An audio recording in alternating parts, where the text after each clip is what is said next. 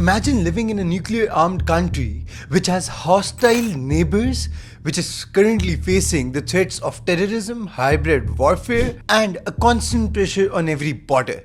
In these testing times, leaving your army command system stuck in the past is not the solution and not a luxury that Pakistan can afford. And that is why the 27th Amendment comes in as a blessing in disguise for the Army Act. We are going to dissect that what are the changes being made to the Army Act via the 27th Amendment. Firstly, it is pertinent to mention it formally turns the Chief of Army Staff into the Chief of Defense Forces, which means one boss at the top of the Navy, of the Air Force, of the Army, and it is now written directly into Pakistan's constitution.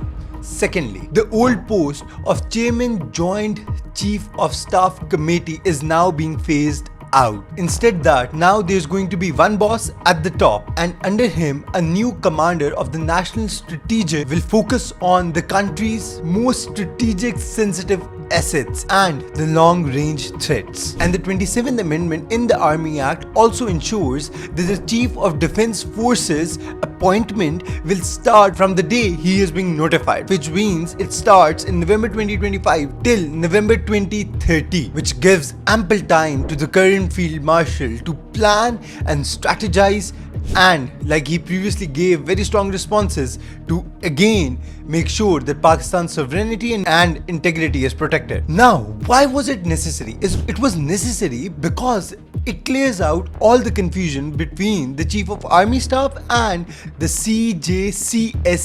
So in the times of national emergency, there's going to be one command and that commander is going to take the decision, which clears out any rumor, any hearsay, or makes the decision making power and the authority much more confusion free. Secondly, they align the Army Act and the Constitution of Pakistan with the modern warfare, with the reality where cyber attacks happen, as cross-border militancy requires instant and quick commands and joint decisions across all services now made easier. Now, with giving the constitutional cover to this Chief of Defense Force, it means that Pakistan will now be on the right track. The defense policy will be protected from the daily political instability. It sends out a message of continuity to allies and rivals alike. Now, there has been hue and cry about it being a power grab, but it is not.